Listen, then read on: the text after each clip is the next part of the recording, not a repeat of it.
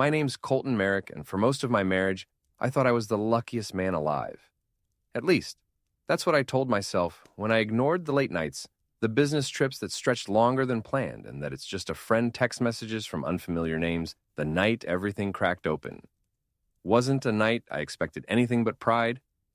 It was a Friday. My wife Mallory had just landed a huge account at her company, a boutique marketing firm in the heart of Charleston.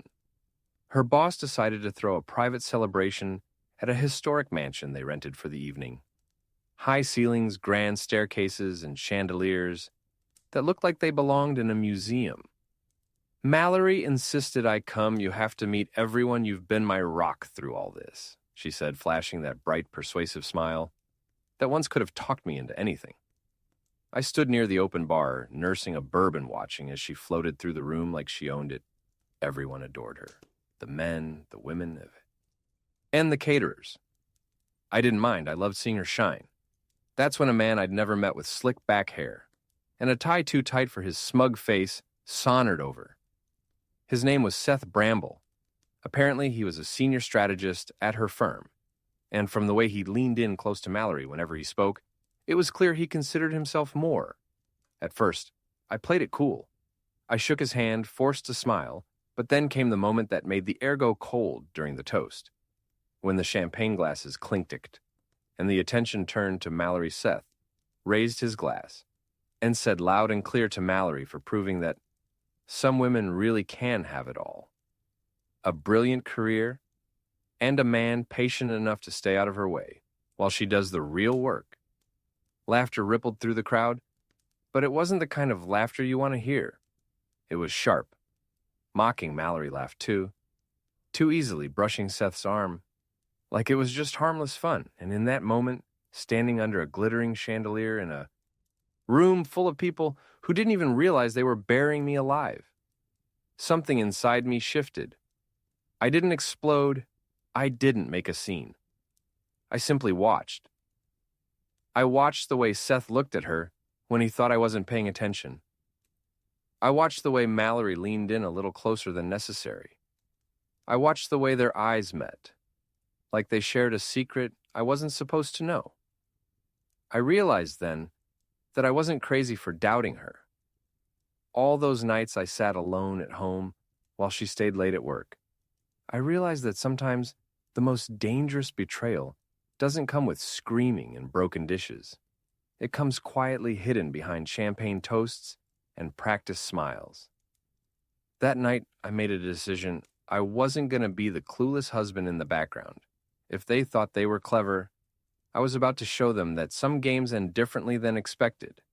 Because while Seth was busy making toasts and Mallory was busy keeping secrets, I was already laying the groundwork to make them bow.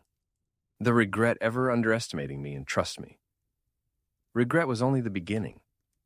The ride home from the celebration was suffocating. Mallory sat in the passenger seat scrolling through her phone, laughing at something she wasn't showing me. I gripped the steering wheel tighter, my knuckles widening under the dim dashboard light. Every now and then she would glance at me, offer a distracted smile, and say things like, "You were a hit tonight," or "Everyone thought you were hilarious." But it all felt rehearsed, like a script she was tired of pretending to care about. When we pulled into the driveway, she leaned over, pecked my cheek, and disappeared inside without waiting for me. I sat there for a long moment, the engine ticking as it cooled, feeling like I was a guest in my own life. Inside the house was spotless cold, too quiet. Mallory had already disappeared upstairs, probably answering Seth's text, under the guise of wrapping up work emails. I wasn't going to argue. I wasn't going to confront her with no proof. I was smarter than that. Instead, I got to work. Over the next few days, I started noticing things I would have once dismissed: her new perfume, a heavy and sweet something she never wore for me, the locked phone screen whenever I entered the room, the sudden insistence on private strategy meetings at odd hours. But what really grabbed my attention was the way she started treating me, not with anger or distance, but with a kind of polite indifference, as if I were some well-meaning neighbor she no longer had the energy to impress. I decided to test a theory one night. I told her I'd booked us a weekend getaway, just the two of us. A quiet cabin in the mountains, no phones, no work, no distractions. Her smile froze on her face for half a second too long before she said, "That sounds amazing, but this isn't a good time at work." I nodded, playing along, but inside something steeled. If work was such a priority, why was she smiling at her phone late at night like a teenager texting her crush? Why did the so-called strategy meetings now involve weekends? I wasn't about to play the fool. Not anymore. I contacted an old friend of mine, Trent, a guy who used to run low-level security setups, but had a knack for digital footprints. Within hours, he rigged a discreet tracker on Mallory's car, something so small she'd never notice. He showed me how to monitor her location from an app that looked like a regular weather service for the next 2 weeks. I said nothing. I smiled when she said she was working late. I kissed her forehead when she claimed she was too tired for a dinner date, and I watched the little blue dot on my phone drift to places that had nothing to do with her office restaurants. On the other side of town, private residences tucked away in gated neighborhoods, hotels one night, a Tuesday when she said she was pulling, an all-nighter with the team. I watched her location settle at a boutique hotel downtown, nowhere near her office. I didn't call, I didn't text. I simply sat there, staring at the screen, feeling nothing. Not anger, not sadness, just a cold, mechanical clarity. They thought they were clever. They thought they could play me for a fool, but they forgot something crucial. I wasn't the man who sat quietly at the back of the room anymore. I wasn't the man who swallowed every excuse and clapped at every hollow achievement. I was the man who was about to flip the script. And when I was done, Seth Bramble and my so-called wife would know exactly how it felt to be humiliated. Not with screaming, not with fists, but with precision, with patience, and with a vengeance so polite they wouldn't even see it coming until it was far too late. The next morning, Mallory acted as if everything was perfectly normal. She kissed me goodbye, mentioned something about an important lunch meeting, and disappeared in a flurry of high heels. An expensive perfume. I sat at the kitchen table watching the clock tick, my mind already racing through the plan I had been crafting for days. I wasn't going to confront her directly. That would be too easy for her to twist to deny. No, I needed undeniable proof. Not just for myself, but for what was coming next. I called Trent again and told him I needed a favor. Bigger this time. Cameras, recordings, evidence that couldn't be explained away within a day. We had to set up a discreet camera, disguised as a phone charger placed inside her car, another tiny device sewn into the lining of her work bag technology. As it turns out, has a way of stripping away every layer of a lie. I didn't have to wait long. That Friday night, Mallory claimed she was attending a team-building event. I nodded, handed her bag, kissed her cheek, and told her to have fun. As soon as she pulled out of the driveway, I opened the app. Trent had installed for me. The screen split into 2 feeds, one from the car, one from her bag, both trans. Mitting live. At first, it was innocent enough. She drove downtown, parked near a sleek cocktail lounge, and met up with a group of coworkers. I watched her hug a few women, and then Seth. A long, lingering hug, the kind you don't give to someone who's just a colleague. I kept watching as the night wore on. Drinks flowed, laughter echoed, but something about their body language told me everything I needed to know. Then, right around midnight, the feed from her bag caught something that changed everything in the back booth of the lounge. Seth slid into the seat beside her instead of across from her. He whispered something into her ear. She laughed that same breathy, flirty laugh she used to save for me. Then she leaned in and kissed him. Not a peck, not a joke. A real kiss. Deep, familiar. I sat back in my chair, the glow of the screen flickering in the dark kitchen, feeling strangely detached from the scene unfolding. This wasn't some misunderstanding. It wasn't a one-time mistake. It was a full-blown affair in words. They didn't even seem worried about hiding it. I could have exploded right then. driven downtown, caused a scene, shouted for the world to see what kind of people they really were. But that's what they expected. That's what fools do. Instead, I smiled, because they had just made the biggest mistake of their lives. You see, I had been quiet long enough. I had played the devoted husband, the support of nobody for years. Now it was time for Colton Merrick to remind them that even the quietest man in the room holds power when he knows the truth. And I was going to dismantle them piece by piece, without ever raising my voice, without ever breaking a single rule. All I needed was one final move, the perfect, devastating move. And it was already in motion the next morning. I moved quietly through the house as if nothing had happened. Mallory was already up, humming in the kitchen, making herself coffee, like a woman without a single secret in the world. It was almost impressive how well she could pretend almost to cheat her from across the room, sipping my own coffee, letting her performance wash over me. I didn't flinch when she kissed my cheek or when she said she might have to work through the weekend again. I simply nodded and smiled. The perfect husband she thought she had broken by noon, she was gone again. And I got to work on the final piece of my plan. I composed a carefully worded email. It was polite, enthusiastic, even inviting Mallory's entire firm, including Seth, to a special appreciation dinner at a newly opened restaurant downtown. An anonymous donor, I wrote, wanted to celebrate the firm's recent successes. No one would be charged for the event, and there would be gifts for the most outstanding employees. Of course, the donor insisted everyone must bring their significant other. It was mandatory, a way to honor the support systems behind their success. It took less than an hour for the RSVP emails to flood in, including Mallory's, including Seth's. They were trapped and they didn't even know it yet, I spee.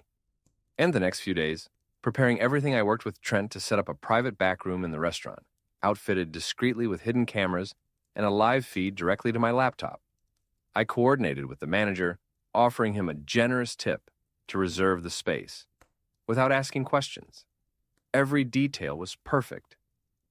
When Friday evening rolled around, Mallory was radiant. She wore a new dress I hadn't seen before. Short, tight, shimmering.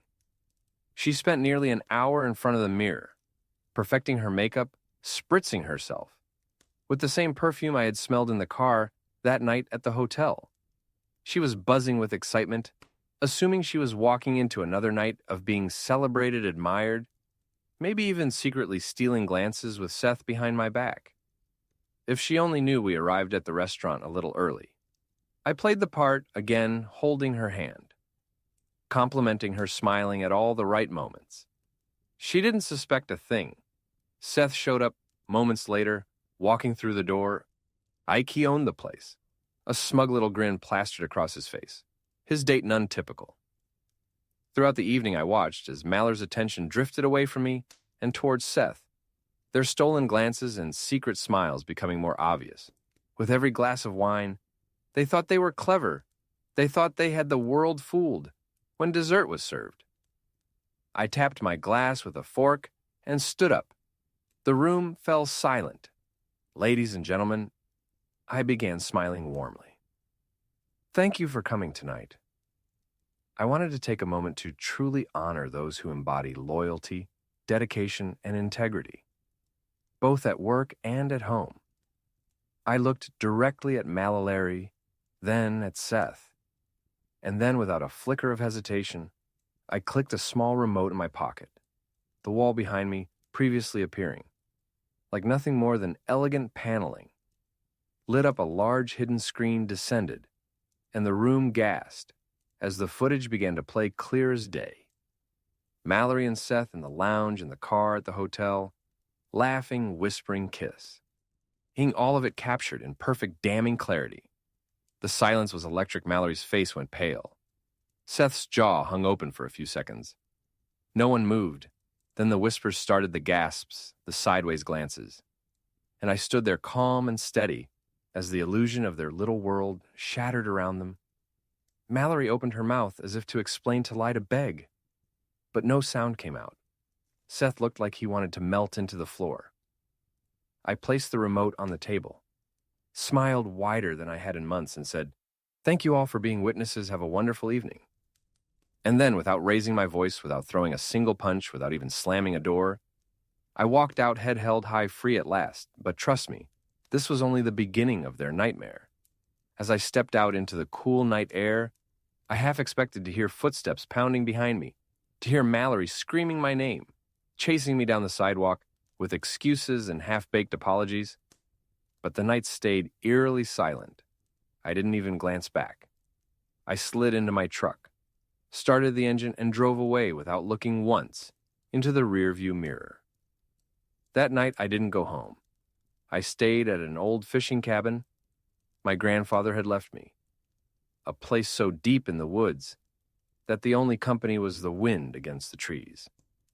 I needed silence to think, to breathe, to remind myself that what I had done wasn't revenge. It was revelation. I hadn't humiliated her. I hadn't destroyed her life. She had done that all by herself. I simply turned on the lights. The messages started flooding in not long after it. First, they were desperate. Mallory's name flashing across my screen again and again. "Colton, please just talk to me. You don't understand. It's not what it looked like. We were just drunk. It didn't mean anything, like after. Lie after lie piling up like debris in a broken dam. Then came the voicemails. Tears, sobs, promises. I made a mistake. I love you, not him. Please don't throw everything away over one stupid mistake." But it wasn't one mistake. It was 1,000 tiny betrayals stacked on top of each other, and only now when the tower finally collapsed did she notice the wreckage by Sunday afternoon. The messages changed tone. Anger seeped in accusations. "You humiliated me. You made a fool out of both of us. How could you be so cold, so heartless? You'll regret this. Colton, you'll see no Mallory. I wouldn't regret a thing. Because for the first time in years, I had clarity word about the dinner spread through her office like wildfire. By Monday morning, the company's HR department had launched an internal investigation. Seth was suspended pending review. Mallory was summoned for a serious discussion about workplace conduct. Her polished career, the one she had so carefully curated, was now bleeding out in broad daylight. I didn't lift a finger. I didn't say a word. I simply watched as consequences, real, brutal, and deserved, came crashing down. But I wasn't done yet, because Mallory wasn't the only one who owed me answers. There was another player in this little tragedy. A name I kept seeing pop up in her texts. Someone she always described as just a friend, someone from accounting, someone harmless. I hadn't paid much attention to him before, but now I was curious, and curiosity, when guided by cold precision, is a powerful weapon. I pulled up the tracker app again.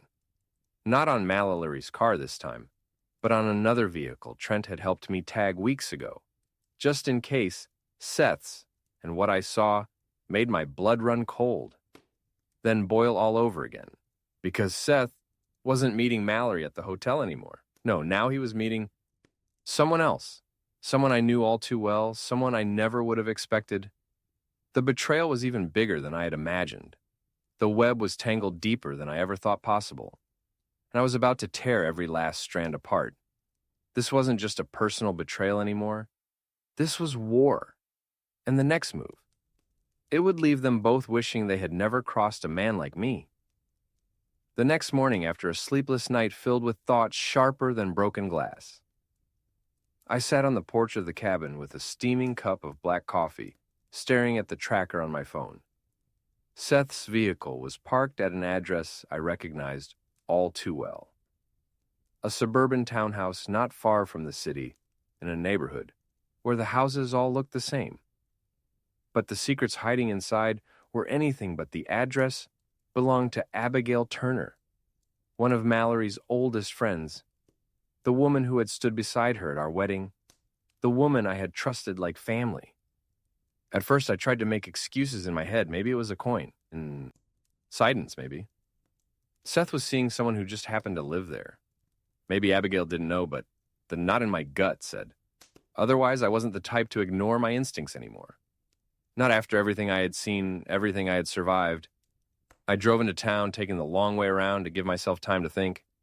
I parked a block away and approached the townhouse on foot, keeping to the shadows. Like some specter they had forgotten existed. It was late afternoon and the curtains were drawn, but a car in the driveway? Abigail's confirmed what I already suspected. I didn't need to force my way inside. I didn't need to create a scene. I simply waited, and sure enough, within an hour, the front door cracked open. There was Abigail laughing, holding a bottle of wine in one hand, and there was Seth, right behind her, his hand on her waist, leaning in to kiss her, like they'd been doing it for years. It hit me harder than I thought it would not, because I still loved Mallory or cared about Seth or Abigail, but because it confirmed something much deeper, much uglier. It wasn't just one betrayal, it was betrayal stacked on betrayal. A whole network of deceit so tangled and poisonous that it had touched every part of my life without me even noticing. Abigail knew about Seth and Mallory. She had helped cover it up, and now she had become part of the same rotten cycle. I snapped a few photos from my vantage point. Clean, clear, undeniable. Not because I needed more proof, but because I needed them to know that from now on, I would see everything. No more illusions. No more trusting the wrong people. When I got back to the cabin, I drafted 2 letters. One for Mallory, one for Abigail in Mallers. I laid everything bare. I told her. I knew everything. Not just about her and Seth, but about the lies she had spun for years. I didn't shout, I didn't accuse. I simply laid out the facts, cold and brutal like the edge of a blade. At the end, I wrote one line: when you build a life out of lies, don't be surprised when it collapses on you. You and Abigail's letter, I was even shorter. Loyalty isn't tested when everything's easy. It's tested when temptation knocks you failed. I mailed both letters without a return address. No calls, no warnings, no explanations. Let them wonder. Let them tear each other apart with suspicion and guilt. Meanwhile, I met with my lawyer. Quietly, carefully, I filed for divorce, citing infidelity with overwhelming evidence attached to the documents in our state. That meant the division of assets would favor me heavily. I would keep the house, most of our savings, and a large chunk of her retirement account. The very empire she had thought she was building behind my back. In less than 2 months, Mallory would lose everything she thought she had secured. Not because I hated her, not because I wanted revenge, but because I was done pretending that I owed her anything but the cold, hard consequences she had earned. And as for Seth and Abigail, their little affair would implode. Long before then, people like them can't survive with. How to target, and now with no one left to fool, they would turn on each other faster than wolves trapped in the same cage. I didn't need to watch it happen. I didn't need to be there to see the wreckage I had already won, simply by walking away free, clear, and stronger than they ever imagined. And that was a kind of victory no public humiliation could ever touch. The divorce papers were sent through the proper channels. Mallory was served while she was at work, standing in the middle of an open office where everyone could see the official packet land in her hands. Trent, ever the resourceful friend, made sure I got a glimpse of her reaction. She stood frozen, her mouth slightly open, cheeks blazing red as her coworkers tried not to stare. The woman who had spent years carefully building a perfect image was now crumbling from the inside out, and no carefully curated smile could save her. This time. I stayed silent. I didn't text. I didn't answer her calls. I didn't respond to the long, rambling emails Phil. With half-truths and desperate justifications. I wasn't cruel. I didn't mock her. I simply refused to engage in the meantime. The internal investigation at her firm wrapped up.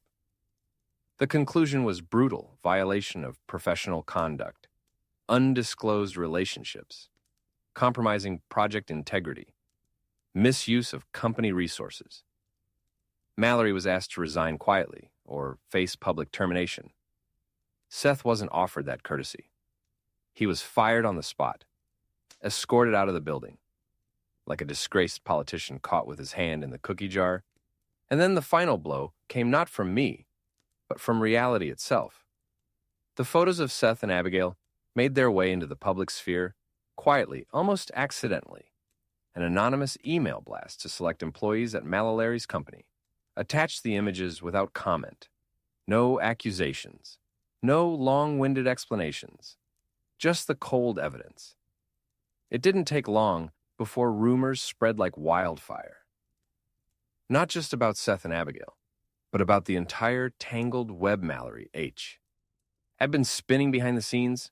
Her carefully manicured reputation wasn't just bruised, it was obliterated. I heard about all this from Trent, from old mutual friends, from the whispers that somehow found their way back to me. I didn't need to see it for myself. The satisfaction wasn't in their suffering. It was in my freedom. It was in the silence of my own life now. Free of lies, of manipulation, of the constant gnawing doubt that used to keep me awake at night. The last time Mallory tried to reach me was through a handwritten letter delivered to my lawyer's office. The handwriting was shaky.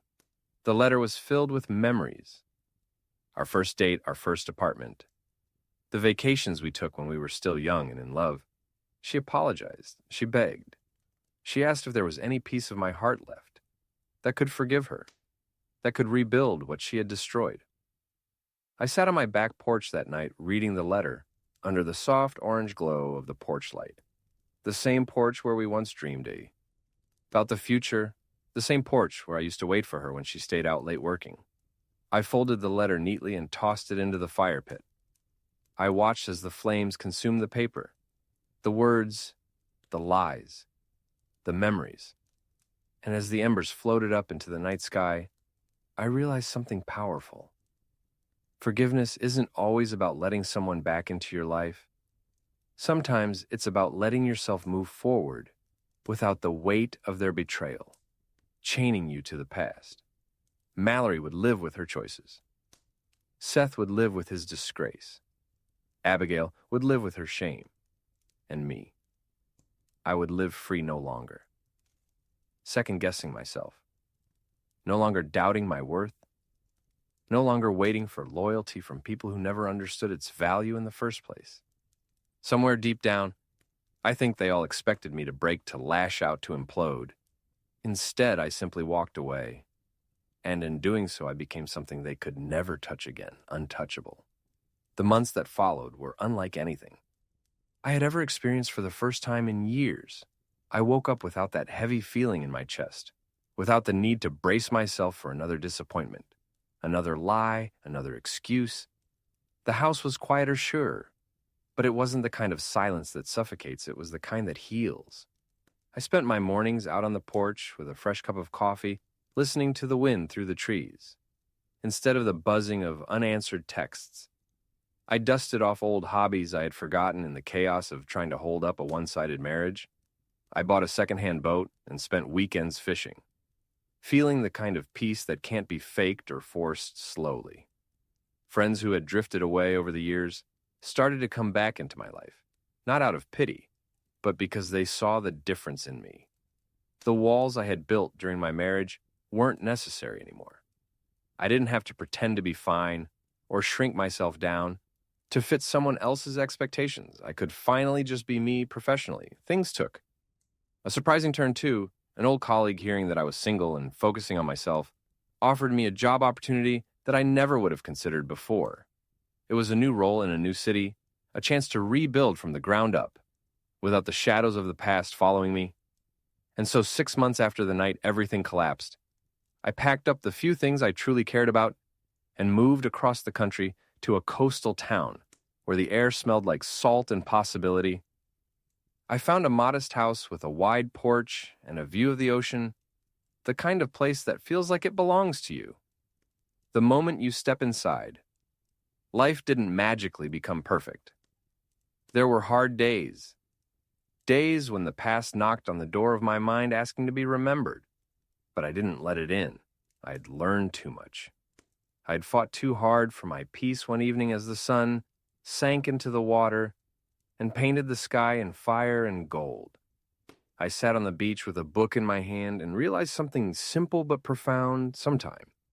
As losing what you thought you needed is the only way to find what you truly deserve. Mallory Seth Abigail. They were chapters in my story, but they weren't the whole book. They were lessons necessary, painful, but ultimately freeing. I wasn't broken, I wasn't bitter. I was alive, wide awake, stronger than ever. And as the waves whispered against the shore, I smiled not because of what I had lost, but because of what I had finally found myself.